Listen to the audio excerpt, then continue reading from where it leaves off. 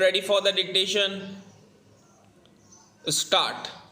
The scientific process must be protected from those seeking power and riches.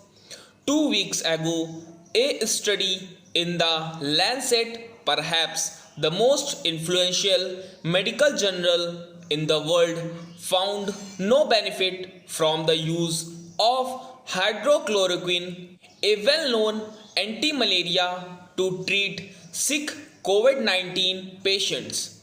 Today, that study stands retracted as it had relied on a huge data set of about 96,000 patients sourced from 671 hospitals in 6 continents. The World Health Organization, citing a do no harm principle, suspended drug trials pending a safety review. This led to some countries in Europe withdrawing the drug from their own trials.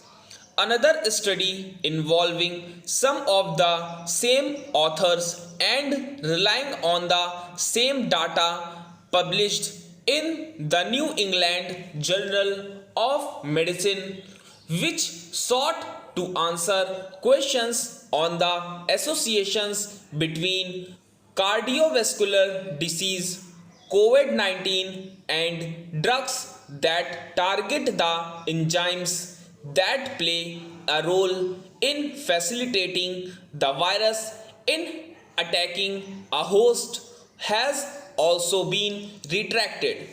The Lancet study triggered a backlash from scientists who found problems with the methodology and, more importantly, the dataset. It emerged that mortality attributed to the disease in Australia did not match with the country's own estimates. There was no way to tally patient records and the hospitals they were sourced from, and there were problems with the statistics deployed and the conclusions about the potential risk from the drug.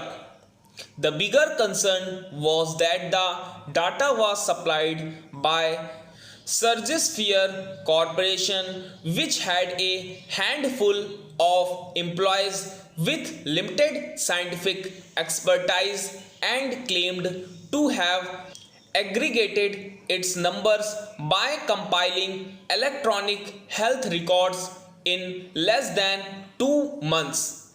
Experienced clinical trial specialists said this was a labor intensive process.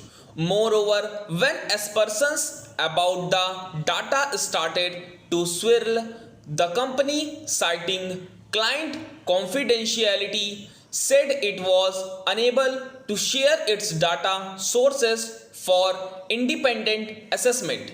In their retractions, the journals have blamed Surgisphere for being opaque with its primary data. So far, neither journal has introspected on the peer review process that led to these studies being published in the first place.